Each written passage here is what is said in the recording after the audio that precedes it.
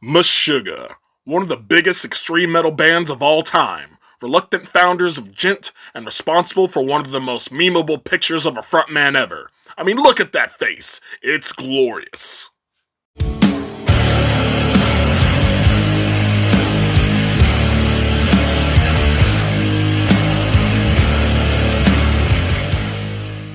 Meshuggah's place in the metal world is an interesting one. Despite being hailed as progenitors of the metal genre known as Djent, the term brings to mind nerdy guys who look like hipster coffee shop baristas rather than grizzled veterans of metal. And musically, the term and guitar style has proliferated more among melodic metalcore and post-hardcore bands, sounding much different from Meshuggah, who draw from thrash, groove, and death metal. Even more traditional metal-leaning Djent bands like Djammier and Tesseract utilize a strongly melodic style, setting them apart. The closest prominent band in style might be Viljarda, but even they don't quite match the punishing, industrial-tinged style of Meshuggah. This monopoly on their sound puts Meshuggah in a similar situation to bands like Tool or Deftones, where every album they make sounds unique to other bands and gets highly praised because not much else sounds like it, but also allows them to kind of do a similar thing each record and rest on their laurels, and can make detractors see them as a tad overrated.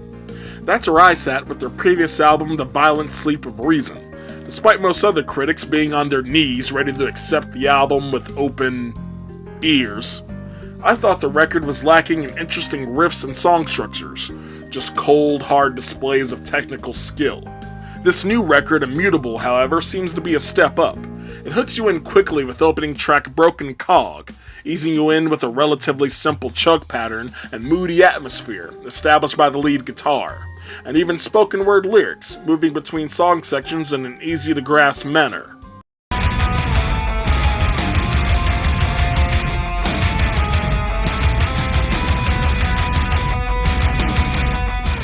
In fact, the album's opening 5-song streak is impeccable. Second track, The Abysmal Eye, follows a similar pattern to Broken Cog, with a nasty staccato groove riff at its center and atmospheric leads to change mood. Third track, Like the Shortening Fuse, is the favorite of the record, with an up-tempo, off-kilter riff balancing a constant feel of tension with an almost hardcore vibe of aggression.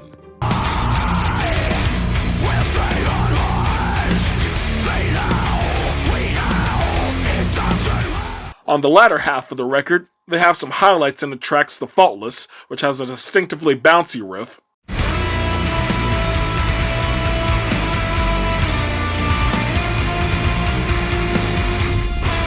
and an Armies of the Preposterous, which goes for a punishing approach with the most intensive drumming of the record from Thomas Hawk.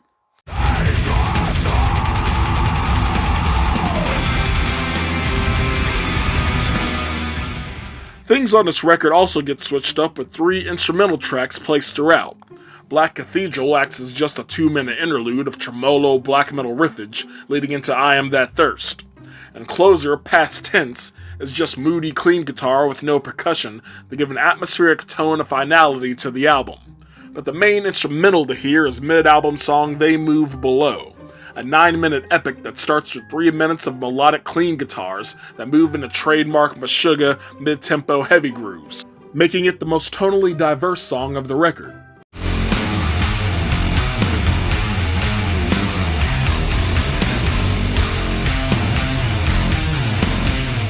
While this album is definitely more accessible than their last, there is a formula that you can hear with many of the songs, and with the repetitive nature of the band's riffing style, the songs can feel a bit tiresome by the middle of the album.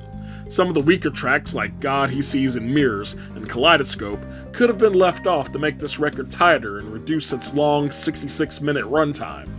While this album does get hampered by its long length, repetitiveness, formulaic nature, and some bloat, when the good songs hit, they hit hard, and the early tracks act as a solid gateway for newer fans to get into Meshuggah than a lot of their material, and keep this album worthy of giving a listen.